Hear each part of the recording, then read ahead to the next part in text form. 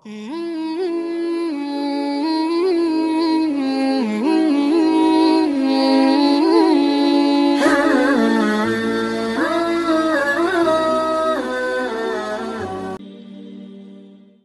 pada saat Nabi Isa AS meninggal dunia, orang-orang mulai menyimpang. Generasi yang keberapa gitu mulai menyimpang lagi. Tapi ulama hadis mengatakan tidak jelas generasi yang keberapa nih. Yang jelas setelah Nabi Isa meninggal, ya. Kemungkinan besar ini mungkin 2-3 generasi setelah Nabi Isa meninggal. Waktu itu orang-orang masih beriman, kan satu dunia ini kan semua muslim waktu itu. Sudah beriman semua. Tapi setelah Nabi Isa meninggal, mulai orang-orang menyimpang, mulai lagi ada yang melanggar, mulai lagi ada orang yang tidak sholat, mulai lagi ini dan mulai lagi itu, macam-macam, gitu kan? Mulai buat kerusakan-kerusakan. Nah pada saat itu Allah SWT mengeluarkan dabbah. Dabbah ini hewan, ya, hewan yang kemungkinan besar dia lebih menyerupai gorila, ya. Lebih menyerupai kera, karena ciri-ciri disebutkan dalam hadis itu dia berdiri berjalan seperti manusia tapi badannya penuh dengan bulu. Dan dia hewan, tapi dia akan bisa berbicara seperti bicaranya manusia.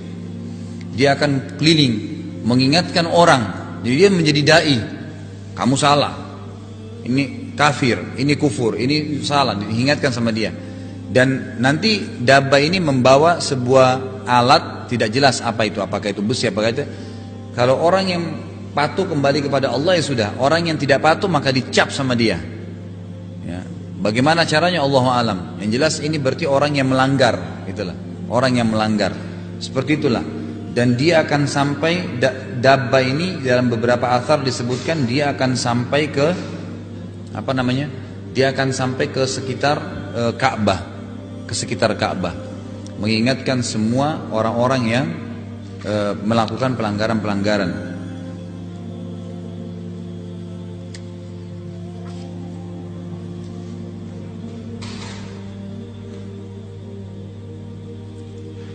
Jadi itu bisa dilihat dalam surah An-Naml ayat 82. Masalah dabbah itu tadi ya.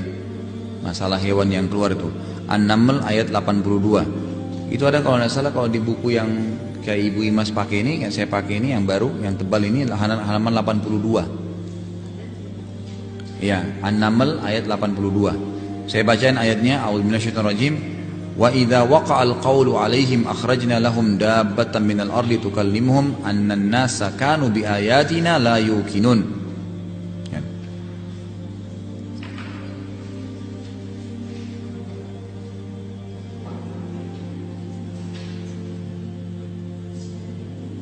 Ya.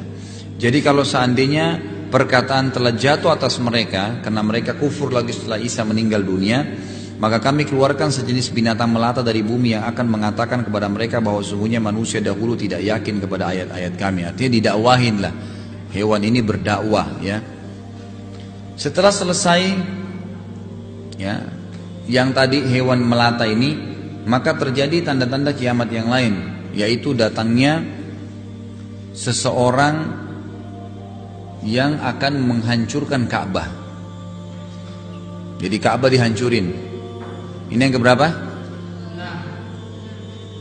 Yang keenam. Jadi nanti akan datang seseorang, disebutkan dalam hadis dari Habasyah, dari Ethiopia. Dari Ethiopia. Iya. Diberikan julukan dalam hadis Dzu Suwaqatain. Jadi orang ini betisnya itu kecil sebenarnya, berkulit hitam dari Afrika Habasyah. Dia datang dan dia menghancurkan Ka'bah. Allahu alam ini kenapa? Sebab yang saya temukan keterangan dari dari buku-buku dan dari dosen-dosen itu, kemungkinan besar pada saat itu Mekah setelah dabbah tadi itu tidak ada, kemudian datang lagi waktu gitu kan, ada lagi waktu berjalan, kembali lagi orang kufur, lalai lagi, mulai berfoya-foya gitu kan. Maka Allah Subhanahu wa taala sampai orang-orang tidak peduli lagi dengan Ka'bah. Ka'bah bukan lagi dianggap sebagai tempat yang penting bagi mereka. Sampai orang ini datang menghancurkan Ka'bah. Ada beberapa asar yang menyebutkan kemungkinan orang ini dapat informasi di Ka'bah itu banyak emas. maka dia mau hancurkan.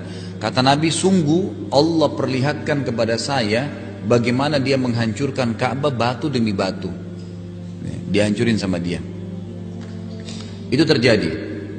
Kemudian termasuk ya tanda-tanda kiamat setelahnya yang ketujuh adalah terjadinya gerhana matahari ya di 3 tempat sekaligus.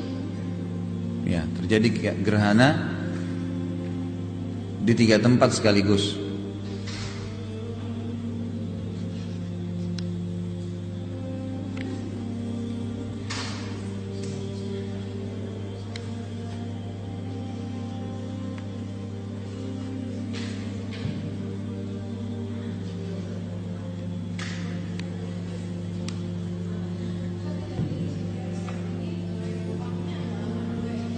Kenapa?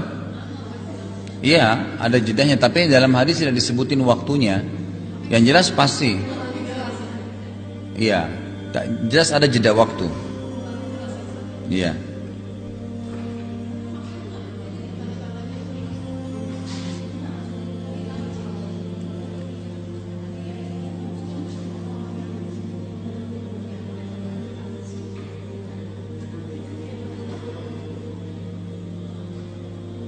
Kemudian akan terjadi gempa besar.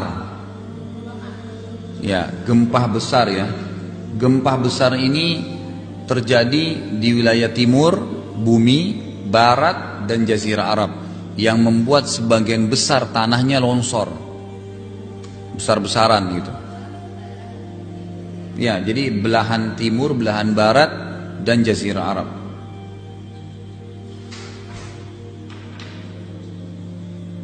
Kemudian setelahnya yang keberapa? Yang ke-9 itu keluarnya api dari wilayah Aden. Aden itu wilayah Yaman ya. Di wilayah Aden.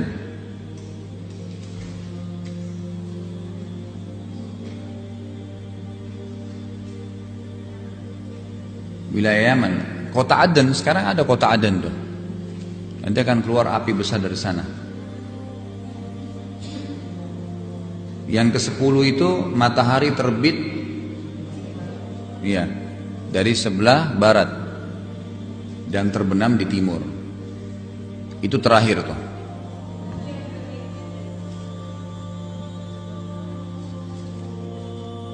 Sudah ya? Baik, itu kurang lebih tanda-tandanya. Sekarang saya lanjutin bacaannya. Dikatakan ia juga beriman bahwasanya hari kiamat ini didahului oleh tanda-tanda kiamat seperti munculnya Dajjal, Ya'juj Ma'juj, turunnya Nabi Isa dari langit, keluarnya binatang melata yang dapat berbicara, terbitnya matahari dari tempat terbenamnya sebelah barat dan tanda-tanda lainnya. Kemudian sangkakala trompet raksasa ditiup 1 kali untuk kematian dan kebinasaan. Lalu tiupan berikutnya untuk kebangkitan dan hidup kembali serta menghadap kepada Rabbul Izzati Allah Azza wa Jalla. Kemudian penyerahan kitab-kitab catatan amal masing-masing. Jadi setelah terbit dari matahari dari barat, itu kemudian sangkakala ditiup. Ya, juga ada sebenarnya ada sebuah hadis, tapi sebagian ulama memasukkan tanda-tanda kiamat, sebagian mengatakan itu terikut saja. Allah Subhanahu wa taala akan meniupkan angin ya pada saat itu ya, ditiupkan angin yang mencabut ruh. Pada saat matahari terbit dari barat tuh Allah akan tiupkan angin yang mencabut ruh semua orang yang beriman.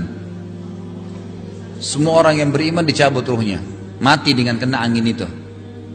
Sehingga kata Nabi SAW, kiamat hanya terjadi pada orang-orang yang rusak saja. Jadi yang menyaksikan nanti tabrakan bintang-bintang apa segala itu, yang menyaksikan cuma orang-orang yang rusak saja. Orang beriman sudah habis pada saat itu, nggak ada lagi. Nggak ada lagi. Ada orang-orang beriman ada pada saat itu kan, sebenarnya seluruh dunia sudah muslim waktu itu, ingat itu. Jadi tapi nanti akan banyak kelalaian-kelalaian lagi yang terjadi karena waktu itu sudah tidak ada nabi, sudah tidak ada orang, sudah seluruh dunia ini bagaimana ngontrolnya di sana, di sini, di sana, kan gitu. Mungkin generasi abahnya, ayah-ayahnya masih kuat, ibu-ibunya, tapi generasi yang kedua, anaknya, cucunya, kita nggak tahu ini generasi keberapa ceritanya nih. Karena tidak ada penyebutan tentang tahun, berapa tahun itu tidak ada penyebutan. Ini kemungkinan memang lama, mungkin ratusan tahun, Allah alam, kita nggak tahu. Jadi generasi yang keberapa gitu kan. Sebab kalau secara akal sehat, pasti ini generasi jauh, gak mungkin generasi yang masuk Islam sama Nabi Isa, gak mungkin. Nah, itu pasti yang datang setelahnya. Kemudian beberapa waktu kena menyimpang, datang hewan tadi ngingatin. Mungkin setelah itu manusia sadar, tapi berapa generasi lagi kembali lagi, begitu terus. Jadi nggak mungkin bersamaan gitu, nggak mungkin. Jadi keluarnya ini, turunnya Nabi Isa tadi mengingatkan orang, gitu kan. Kemudian mati Ya'juj Ma'juj mati, maka itu juga jadi peringatan bagi orang. Terus keluar hewan tadi sebenarnya mengingatkan orang kembali. Jadi itu setelah generasi berapa lama. Mati mungkin dabba ini, hidayah lagi, lalu kembali lagi manusia. Begitulah, sifat manusia memang begitu semua. Allahu a'lam. Kalau sampai itu nggak tahu. Bisa tahu, bisa enggak. Ya. Tapi yang jelas kita nggak sampai di situ. Yang jelas kalau lihat sekarang keadaan kita nggak sampai di situ. Di alam barzah. Ya. Baik. Kemudian setelah itu sangkakala ditiup. Sangkakala ditiup ini, ya. Yang pertama penghancuran semua. Waktu ditiup semuanya hancur, yang di langit dan di bumi, kecuali yang Allah inginkan.